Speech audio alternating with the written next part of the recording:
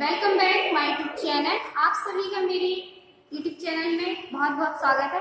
आज हम देखेंगे क्लास 12 चैप्टर नंबर 5 का एक क्विक रिवीजन, बहुत ही इन शॉर्ट में एक्सरसाइज 5.7 और एक्सरसाइज 5.8। ओके, तो हम सबसे पहले स्टार्ट करते हैं 5.7। आइए देखते हैं। आज हमें फाइंड करना है second order derivative. Find the second order derivative. तो फर्स्ट ऑर्डर डेरिवेटिव तो हम फाइंड कर चुके हैं, आज हम सेकेंड देखेंगे। तो एक क्वेश्चन लेते हैं, क्वेश्चन के थ्रू समझेंगे। जैसे हमारे पास क्वेश्चन 1 है x² 3x + 2। ओके, हमारे पास एक क्वेश्चन है, इसको हम देखें, सॉल्व करते हैं। लेट y = हमारे पास फंक्शन है x² 3x + 2। ओके, इसको सॉल्व करने के पहले अभी तक हम करते आ रहे हैं। तो y is a dependent variable, ठीक है। y क्या है? डिपेंडेंट वेरिएबल और x क्या है? आपकी इंडिपेंडेंट वेरिएबल, ठीक है। मतलब हमारा फंक्शन क्या है? y fx के फॉर्म में है, जहां पे इंडिपेंडेंट वेरिएबल आपका x है और डिपेंडेंट वेरिएबल y है। जो y की वैल्यू है x की वैल्यू पे डिपेंड करती है। ओके, चलिए देखते हैं, हम डिफरेंशिएट करते हैं विद रिस्पेक्ट टू। और जब भी डिफरेंशिएशन होता है वो इंडिपेंडेंट वेरिएबल के रिस्पेक्ट में ही किया जाता है। ये चीज आप ध्यान रखिए। डिफरेंशिएट विद रिस्पेक्ट टू हम x करने जा रहे हैं। dy by dx is equals to d upon dx, okay, x² 3x + 2। Okay student, देखिए इसका कितना हो जाएगा। इसको हम सेपरेट एक में लिख के आपको बता दे रही हूँ। इसको सेपरेट आपको पूरा स्टेप वाइज कैसे लिखना होता है, ठीक है। d by dx 3x 2। Okay, चलिए कितना हो जाएगी? x की पावर n, यहाँ पे आप ध्यान रखेंगे x की power n is equal to कितना होता है? n x की पावर n - 1। ओके, तो पावर आ गई n और x की पावर 2 - 1 प्लस यहाँ पे कांस्टेंट वैल्यू है तो ये आगे आ जाएगा और dx/dx कितना हो जाएगा? x का डिफरेंशिएशन 1 होता है प्लस यहाँ पे 2 का डिफरेंशिएशन 0। तो हमारे पास क्या आ गया? फर्स्ट ऑर्डर डेरिवेटिव आ गया 2x + 3।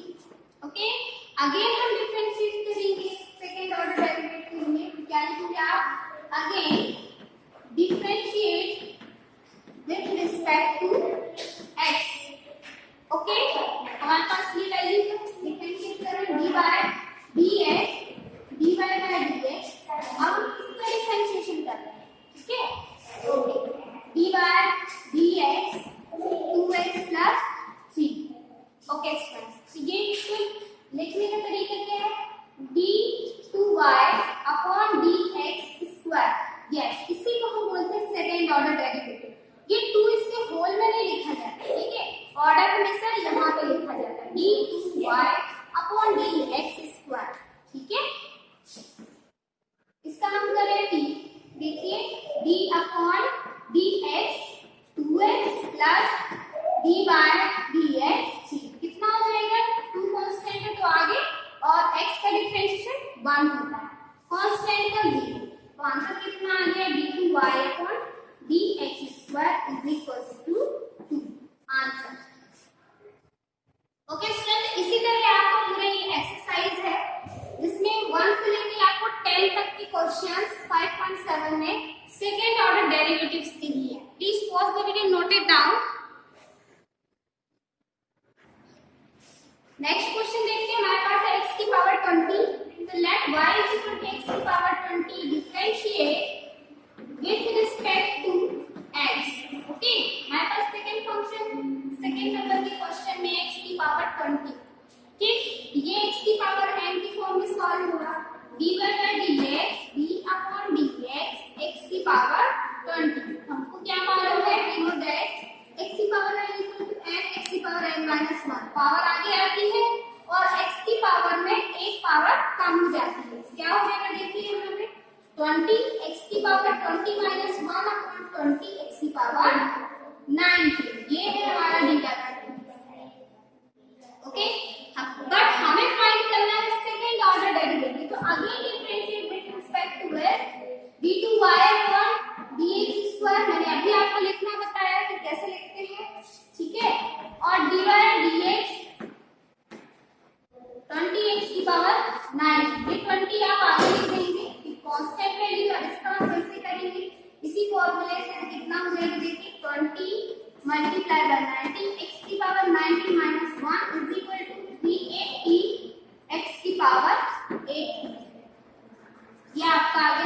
Second order derivatives. Okay,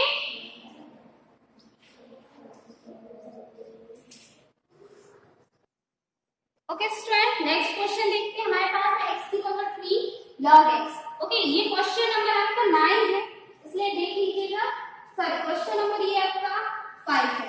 कितना नंबर का है देखेंगे. x की power 3 log x, let y is equal to x3 log x. अब यहाँ पे आपको दिख रहा है कि दो फंक्शन दिए हैं, मल्टीप्लिकेशन के फॉर्म में दिए हैं, तो आपको कौन सा फॉर्मूला लगना है. Okay, d upon dx u into v. Okay, चलिए देखते हैं. Okay, u d by dx v plus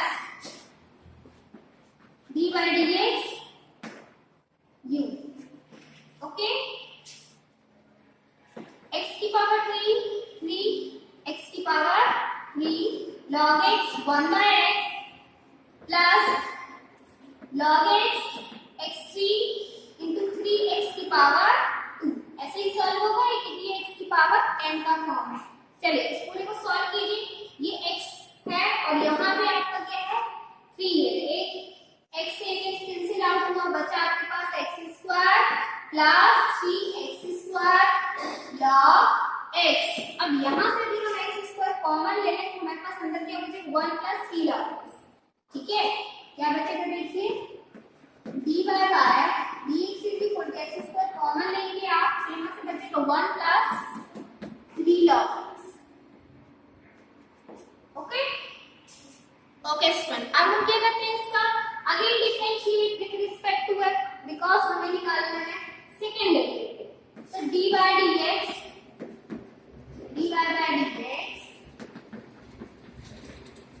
x square in bracket 1 plus 3 log x. ठीक है, जैसे हमारे पास दो फंक्शन मिल गए मल्टीप्लिकेशन के फॉर्म में, तो वैसे आप सेम यही फॉर्मूला यूज करेंगे. ठीक है, ये हो जाएगा आपका d2y upon dx square. Okay, यहाँ पे देखेंगे आप first function dy by dx, second function again plus 1 plus आपका second function 1 plus 3 log x और d by dx first function. Okay, okay, x square d by dx 1 0. Okay, 0 और plus 3 log 1 by x 3 upon x. Okay, and plus 1 plus 3 log x again x square 2 into x, because power of 2 x की power 2 minus 1 is equal to x की power 1. Okay, यहाँ पे एक से एक cancel out में यहाँ पे 3x प्लस 2x से मल्टीप्लाई कर दीजिए 2x plus 3 2 just 6 x log x. ठीक है, देखिए हमने मल्टीप्लाई किया है यहाँ पे 2 का 2x और 3 2 just 6 x log x. यहाँ पे कितना हो गया देखिए 5x plus 6x log x. Okay, x दोनों जगह कॉमन ले लीजिए, तो x 5 plus 6 log x. Answer ये आपका सेकेंड ऑर्डर डेरिवेटिव निकल के आ गया. Okay, please pause the video and note it down. Okay student, अब क्वेश्चन नंबर 11 देखते हैं कि क्वेश्चन नंबर 10 तक आपके सारे क्वेश्चन सेम है. ठीक है, तो क्वेश्चन नंबर 11 में क्या है, आपको एक फंक्शन दिया है और आपको प्रूफ करना है ये. ठीक है, फंक्शन आपका ये है और ये आपको प्रूफ करना है. चलिए देखते हैं. Let y is equals to 5 cos x minus 3 sin x. Okay, okay, differentiate with respect to x dy by dx by dx 5 cos x minus 3 sin x. Okay, देखिए मैं इसको अलग अलग सेपरेट नहीं लिख रही हूँ, आप समझ जाइएगा। इसका पहले हम करेंगे, फिर इसका करेंगे। पहले इसका किया हमने तो 5 cos का क्या होता है डिफरेंशिएशन माइनस sin x, ठीक है, माइनस 3 और sin का क्या होता है cos x, ओके। ये कितना हो गया minus 5 sin x minus 3 cos x, ये हो गया dy बाय dx। अब यहाँ पे प्रूफ करने के लिए हमें स्पष्ट दिख रहा है कि हमें d square y upon dx square निकालना पड़ेगा। तो अगेन डिफरेंशिएट करते हैं हम, again differentiate with respect to x, okay. चलिए लिखते हैं हम d by dx is equals to dy by dx minus 5 sin x minus 3 cos x, okay. ये वैल्यू हमने यहाँ पे लिखी, ठीक है। अब हमें इसका डिफरेंशिएशन निकालना है। ये कितना हो जाएगा d2y upon dx square, okay. और यहाँ पे आप देखेंगे माइनस 5 cos x और minus 3 again minus sin x, okay student. अब अगर इसमें से माइनस हमें लिख के दो जगह मिल रहा है, पहले हम पूरा सॉल्व कर लेते हैं। Minus minus plus 3 sin x, ठीक। अब ये इसको आप ध्यान से देखिए, आपको देखिए y दिख रहा है, बस माइनस का फर्क है, तो माइनस हम क्या कर लेते हैं कॉमन ले लेते हैं। देखिए कॉमन आउट माइनस कितना हो जाएगा 5 cos x minus 3 sin x, देखिए ये वैल्यू मिल गई, यस। तो उस पूरी वैल्यू की जगह हम y रख सकते हैं, देखिए हमने y को कट कर दिया, ठीक है, d2y अपॉन dx स्क्वायर। अब हम क्या करें, इसको ट्रांसफर कर लें इस साइड, तो कितना आ जाएगा देखिए d2y upon dx square plus y is equal to 0। Hence proof, यही प्रूफ करना था,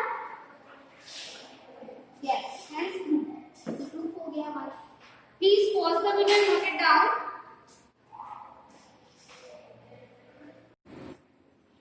हेलो स्टूडेंट्स, एक्सरसाइज 5.8 में हम देखेंगे Rolle's theorem and Lagrange mean value theorem, okay. सबसे पहले हम देखेंगे रोलियस थ्योरम, ओके। तो रोलियस थ्योरम एक्चुअली में है क्या? रोलियस थ्योरम में क्या है, यदि आपका कोई फंक्शन एक रियल वैल्यूड फंक्शन है, यदि कोई फंक्शन आपका रियल वैल्यूड फंक्शन है, तब वो तीन कंडीशंस को फॉलो करेगा। देखिए कौन कौन सी कंडीशन। फर्स्ट कंडीशन है आपकी f is a continuous on close interval a b, जो फंक्शन होगा आपका वो क्लोज इंटरवल a b में कंटीन्यूअस होगा, मतलब उसकी left hand limit right hand limit के बराबर होगी, इक्वल होगी, ओके, ठीक। सेकेंड है आप और एक चीज और कि इसका जो आपको ग्राफ मिलेगा वो बिना किसी ब्रेक के मिलेगा, राइट। उसमें कहीं भी, जैसे मान लीजिए ग्राफ बनाया, ठीक है, इसमें कहीं भी आपको ब्रेक मिल रहा है क्या? नहीं। Without lifting the pen we can draw a graph, okay. चलिए सेकेंड वन है आपका f is a differentiable on a b, जो आपका फंक्शन है वो ओपन इंटरवल a b में डिफरेंशिएबल होगा। That means left hand derivative is equal to right hand derivative, ठीक है। लेफ्ट हैंड डेरिवेटिव और राइट हैंड डेरिवेटिव दोनों इक्वल होंगे, तब हम कह सकते हैं कि हमारा function open interval a B में क्या है डिफरेंशिएबल, ओके। डिफरेंशिएबल मतलब इस ओपन इंटरवल में से हम जो भी पॉइंट उस फंक्शन में रख देंगे उस पॉइंट पे वो डिफरेंशिएबल होगा, ठीक है। इंटरवल का मतलब ये है कि इस इंटरवल का हम कोई भी पॉइंट उस फंक्शन में रखेंगे तो हमारा फंक्शन डिफरेंशिएबल हो जाएगा, ओके। मतलब इसकी लेफ्ट हैंड डेरिवेटिव और राइट हैंड डेरिवेटिव इक्वल हो जाएगी, ठीक है।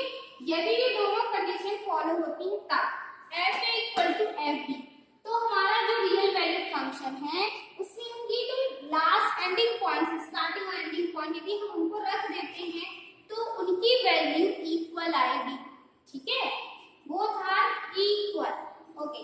Then there exist some c terms a b such that f dash equal to 0। यदि इनकी वैल्यू इक्वल आती है तब आप उनका क्या लेंगे, डेरिवेटिव लेंगे, ठीक है। डेरिवेटिव लेंगे आएगा। ओके, और एक कांस्टेंट c इस तरह इसमें एग्जिस्ट करेगा कि जब आप इसको सॉल्व करेंगे और c की जो वैल्यू आएगी वो इस ओपन इंटरवल a b के बीच की वैल्यू होगी। ठीक है, मतलब जब हम इसको सॉल्व करेंगे तो जो c की आपकी वैल्यू आएगी वो इस ओपन इंटरवल के बीच की ही आएगी। यदि आपके c की वैल्यू इस ओपन इंटरवल के बीच की कोई वैल्यू नहीं है, that means role theorem is not applicable. Okay students, yeah, if FA does not equal to FB, then Rolle's theorem is not applicable. Okay students, अब हम देखते हैं length of mean value theorem. Okay, इसमें भी जैसा आपने अभी Rolle's theorem देखा कि फंक्शन आपका fx क्या है, रियल वैल्यूड फंक्शन है। ठीक है, ये रियल वैल्यूड फंक्शन है तो फंक्शन क्लोज्ड इंटरवल ab में कंटीन्यूअस होना चाहिए। ठीक है, मतलब इन पॉइंट्स पे किसी भी पॉइंट्स पे हम चेक करें तो हमारा फंक्शन कंटीन्यूअस होना चाहिए। उसका जो ग्राफ है विदाउट लिफ्टिंग द पेन होना चाहिए। ठीक है, विदाउट लिफ्टिंग द पेन बनना चाहिए। चलिए इसके लिए हम देखते हैं f is differentiable on AB। ठीक है, यदि वो कंटीन्यूअस है तो ओपन इंटरवल AB में क्या होना चाहिए, आपका फंक्शन डिफरेंशिएबल होना चाहिए। क्या बोला मैंने, एक बार फिर से याद ध्यान से, यदि आपका फंक्शन रियल वैल्यूड फंक्शन है तो फंक्शन क्लोज्ड इंटरवल AB में कंटीन्यूअस होना चाहिए। ठीक है, ओपन इंटरवल AB में डिफरेंशिएबल होना चाहिए। That means left hand derivative is equal to होना चाहिए राइट हैंड डेरिवेटिव के। ओके, यदि ऐसा है तब एक पॉइंट C इस तरह एग्जिस्ट करेगा कि उसकी जो वैल्यू होगी, ठीक है, जब आप इसकी वैल्यू निकालेंगे, कैसे निकालेंगे, इसका डेरिवेटिव निकालेंगे आप, तो derivative fb minus fa upon b minus a करने पे, इसको सॉल्व करने पे जो आपका c की वैल्यू आएगी वो इस इंटरवल के बीच में एग्जिस्ट करनी चाहिए। ठीक है, ये है आपका लैंगार्ड mean value theorem.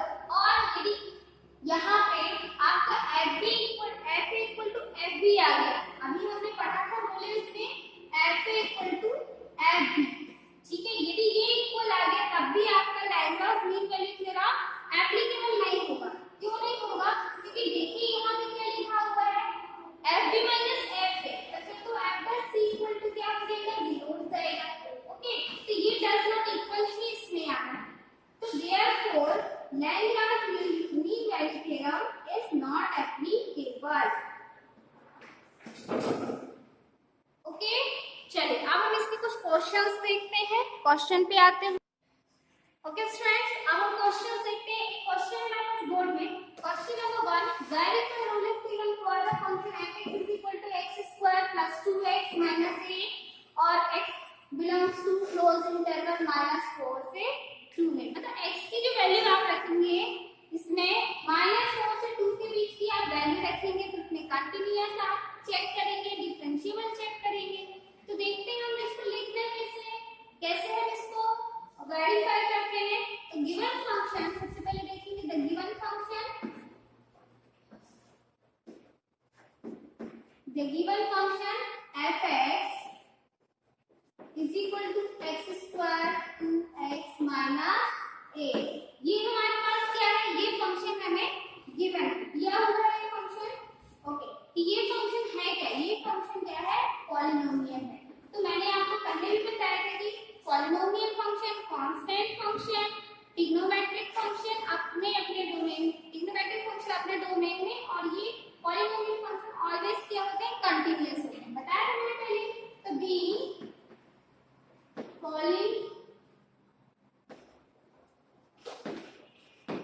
Being polynomial function कैसा है, पॉलिनोमियल फंक्शन है। सो हम इसको क्या लिख सकते हैं, it is a continuous close interval -4 2 is continuous -4 and 2। ठीक है, हम इसको डायरेक्टली क्यों लिख रहे हैं, आप चाहे तो चेक भी कर सकते हैं, इनके बीच की कोई भी पॉइंट आप उठा के इसमें रखिए, ये वैल्यूज आपकी क्या हो जाएगी, 0 हो जाएगी। ये तो पॉलिनोमियल फंक्शन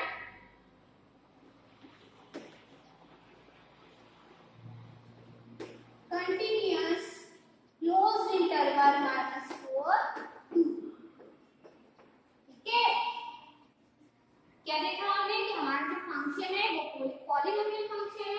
ये पॉलिनोमियल फंक्शन तो कंटीन्यूअस होगा क्लोज इंटरवल -4 और 2 में। अब हम देखते हैं कि ये फंक्शन यदि कंटीन्यूअस है तो डिफरेंशिएबल भी होगा, ठीक है, and is differentiable and is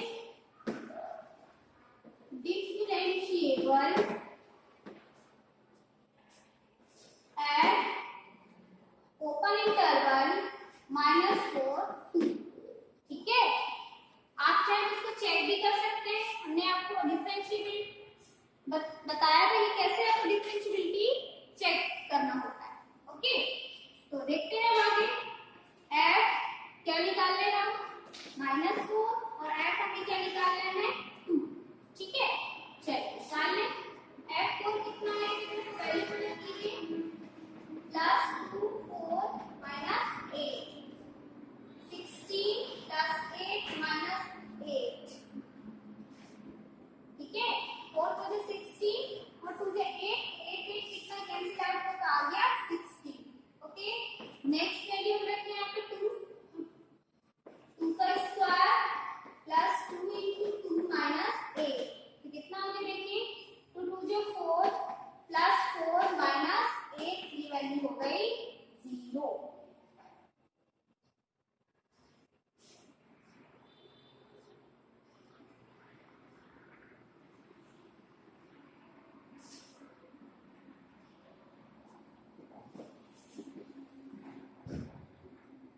okay, अब हम निकालते हैं यहाँ पे f -4, देखिए हमारे थर्ड स्टेप पे जिसमें f है f भी फाइंड करना था।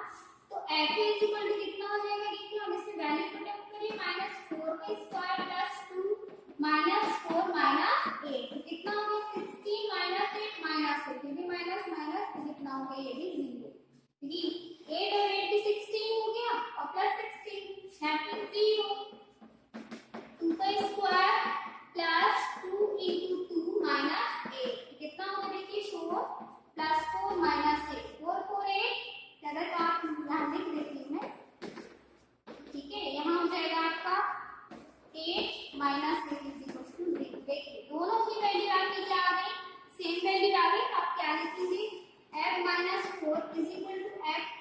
यदि ये दोनों इक्वल है तब there exists a point C, there exists a point C, तब एक पॉइंट C एग्जिस्ट करता है, ठीक है, एग्जिस्ट करता है इसमें ओपन इंटरवल -4 2 में। देखते हैं एग्जिस्ट करता है f डैश C, तो f डैश x निकालिए सबसे पहले इसके लिए, तो साइड में हम पहले यहाँ पे f डैश निकाल लेते हैं।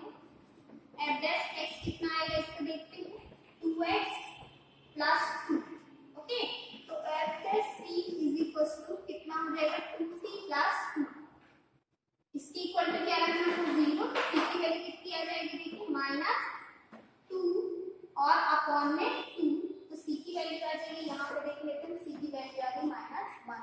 ये जो -1 वैल्यू है वो हमारे ओपन इंटरवल के बीच की ही तो वैल्यू है, इसी इंटरवल में हमारी वो वैल्यू आ रही है।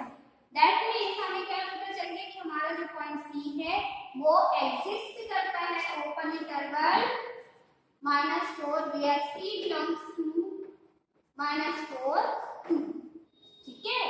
Yes, then therefore verify Rolle's theorem, therefore Rolle's theorem is verified। Okay, okay, please pause the video and note it down। ये भी मैं आपको ओके स्टूडेंट, नेक्स्ट क्वेश्चन देखते हैं आप। Next question, verify mean value theorem for the function f(x) is equal to x³ minus 5x² minus 3x in interval close interval 1 and 3। Okay, आप अभी हमने देखा कि रोले थ्योरम को हम कैसे वेरीफाई करते हैं, अब हम देखेंगे कि लैग्रांज मीन वैल्यू थ्योरम को हम कैसे वेरीफाई करते हैं। ओके, तो गिवन फंक्शन हमारे पास क्या देखिए f(x) is equal to x³ minus 5x² minus 3x being a polynomial function, so it is continuous। Okay, यदि ये आपका क्या है पॉलिनोमियल फंक्शन है तो कंटीन्यूअस ही होगा। In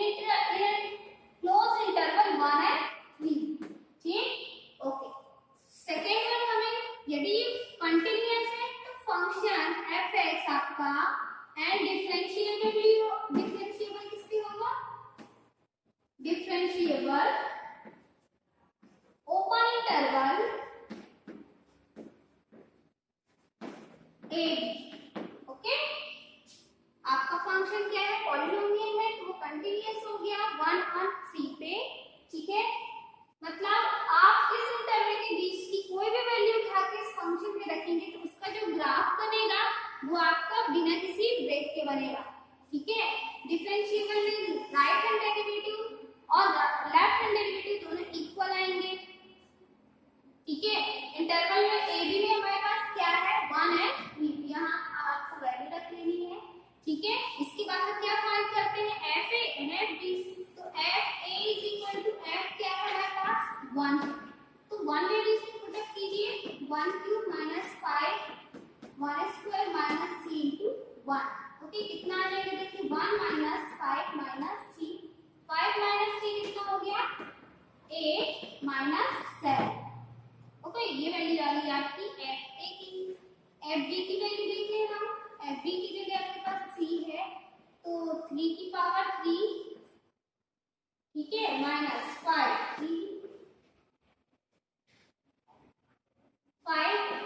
square minus 3 into 3। Okay, कितना आगे देखते हैं हम, 3 की पावर 27। ओके, 5 मल्टीप्लाई 3 की power 9 minus 9। Okay, 27 minus 9 × 45 minus 9, इन दोनों वैल्यू को आप प्लस कर लीजिए और इसके बाद 27 को माइनस कर दीजिए। देखें कितना आता है, ये आ जाएगा आपका 54 माइनस 27।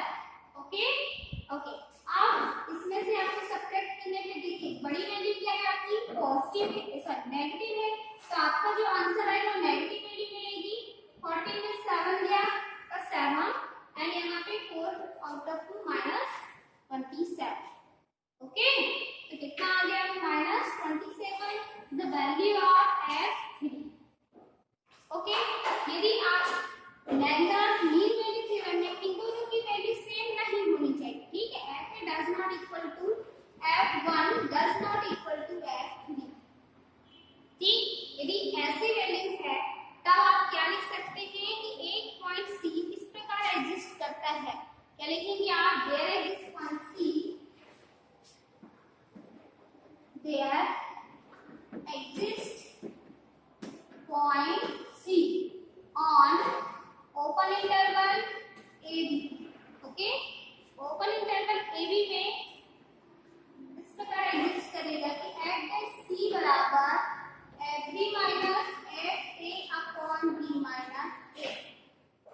ओके, चलिए वैल्यू रख देते हैं हम। f(b) की वैल्यू हमारे पास माइनस 27 माइनस a की वैल्यू हमारे पास माइनस 7, b की वैल्यू है आपके पास 3 और इसकी है 1। ठीक है, तो माइनस 27 माइनस माइनस प्लस और यहाँ पे है आपके पास 2।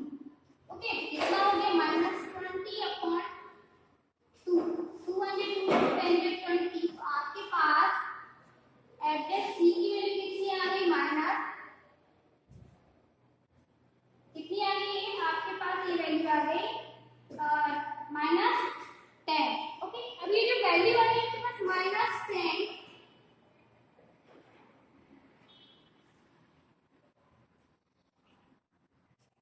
ओके, यहाँ पे हमने निकाला सी की वैल्यू, हमने एफ सी नहीं निकाला तो हम यहाँ नीचे पे देख लेते हैं।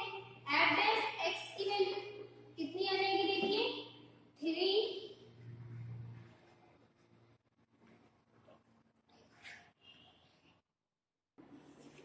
ओके स्टूडेंट्स, तो यहाँ पे हम देखेंगे यदि आपका f1 10 का इक्वल f3 है तो there exist a point C on AB। f C is equal to क्या होता है, fb minus f upon b minus a। Okay, तो f C निकाल लीजिए, क्या निकाले, सबसे पहले इसको डिफरेंशिएट करें। ओके, डिफरेंशिएट कीजिए, कितना है 3x² माइनस 10x माइनस 3। यहाँ पे हमें निकालना है c, तो c लिख दीजिए, f कितना हो जाएगा 3c² minus 10c minus 3। Okay, equal to में ये पूरी वैल्यू है आपके पास, तो इसको भी आप सॉल्व कर लीजिए। कितना हो जाएगा यहाँ माइनस 27 माइनस माइनस 7 अपॉन में 3 माइनस 1। ठीक है, ये वाली वैल्यू मैंने यहाँ पे सॉल्व कर आप चाहे तो इसको अलग से भी लिख सकते हैं, ठीक है। तो कितना हो गया -27 प्लस 7/2, तो कितना हो गया -20/2 20 मतलब इसकी इक्वल टू में आपके पास क्या आ गया -10। अब हम इसको सॉल्व करेंगे, okay. Please pause the video and note it down. Okay student, इसके बाद देखेंगे 3c से -10c -3 -10। यहाँ पे c की वैल्यू लेके आनी है, तो यहाँ पे 3 को हम ट्रांसफर कर दें तो कितना आ जाएगा, ये 10 इस साइड ले लेते हैं हम, +10 = 0, क्योंकि हमें पूरा इक्वेशन क्वाड्रेटिक इक्वेशन सॉल्व करना है यहाँ पे। तो 3c² -10c और इतना यहाँ पे कितना हो गया 7 3 जा 21, ओके। तो 21 यस, मतलब 7 और 3 में हम इसको तोड़ सकते हैं। Now breaking 7c - 3c + 7 = 0। यहाँ से 3c कॉमन लेंगे, आपको क्या बचेगा c। इसको अरेंज करके लिख दीजिए आगे पीछे, इसको हम 3 लिख लेते हैं, इसको 7 लिख लेते हैं, ठीक है, ओके। तो यहाँ से आप 3c कॉमन लेंगे तो आपके पास क्या बचेगा c - 1 और -7 कॉमन लेंगे तो आपके पास क्या बचेगा, देखिए c और यहाँ पे -1, क्योंकि माइनस हमने कॉमन ले लिया तो अंदर में माइनस हो जाएगा, क्योंकि -7 ओके = 0। तो c - 1 और 3c - 7 दो वैल्यूज हैं आपके पास, ओके। तो c की वैल्यू क्या निकलेगी, c की पॉजिटिव वैल्यू निकलेगी, c = 1 और इसको सॉल्व करेंगे, देखिए हम साइड में बता देते हैं। तो c की वैल्यू निकलेगी 7/3, तो दूसरी c की वैल्यू आएगी 7/3।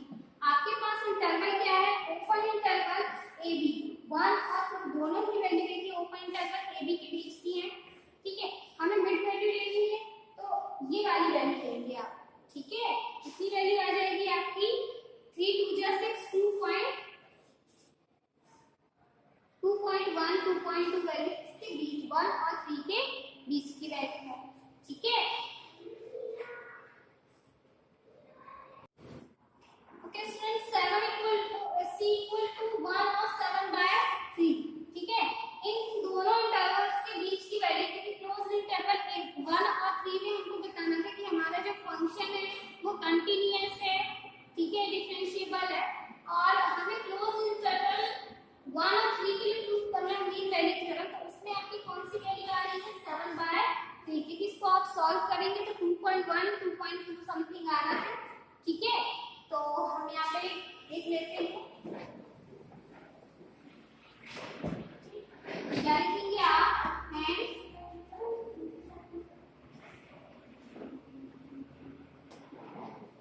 hence Lagrange's mean value theorem is verified for function, for given function, okay, given function an interval, कौन से इंटरवल पे 1 और 3 के, ठीक है। हमारा फंक्शन जो है वेरीफाई होता है, ठीक है, क्योंकि हमारे पास c की जो वैल्यू आई है वो c की वैल्यू क्या आई है, ओपन इंटरवल 1 और 3 के बीच की वैल्यू आई है, क्योंकि c बिलोंग्स टू, यहाँ पे आप और लिख सकते हैं, c belongs to 7/3 belongs to 1 and 3, c = 7/3 belongs to 1 and 3. Okay students, please pause the video and note it down. Thank you for watching my video.